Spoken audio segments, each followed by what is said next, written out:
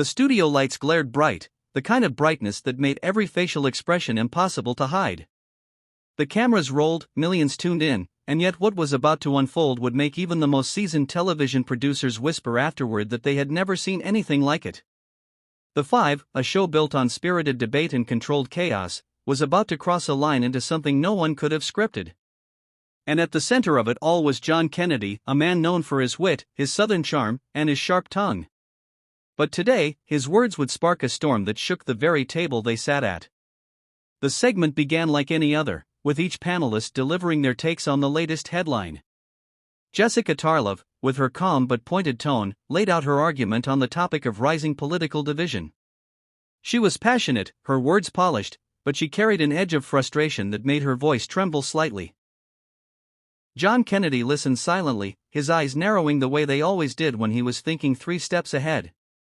He leaned forward slowly, folded his hands, and in that low, deliberate drawl, delivered a sentence that sent the studio into a stunned silence.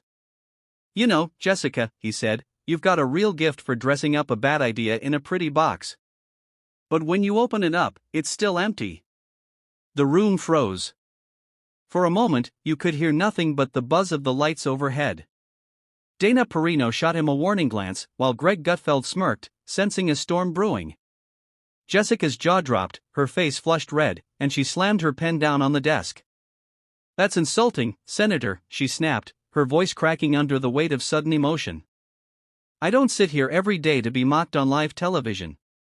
I sit here to debate. If you can't respect that, maybe you're the one who doesn't belong here." The air thickened with tension. Kennedy didn't flinch. Instead, he leaned back in his chair, his expression calm, almost gentle, as though he knew his words had cut deep but felt they were necessary. "Jessica," he replied softly but firmly, "respect isn't about agreeing with you, it's about telling you the truth, even when you don't like it.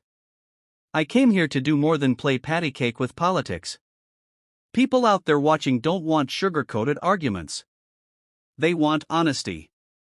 And sometimes, honesty stings." The audience in the studio gasped, the producers frantically gestured behind the cameras, and then, in a flash of fury, Jessica pushed back her chair. The scrape of its legs against the floor echoed like thunder. She grabbed her notes, her voice shaking as she said, "I don't have to sit here and take this humiliation." And before anyone could stop her, she stormed off set live, in front of millions. The panel was left in shock. Dana tried to smooth things over, her voice trembling as she assured the audience they'd be right back. But Kennedy raised a hand, stopping her. He turned directly to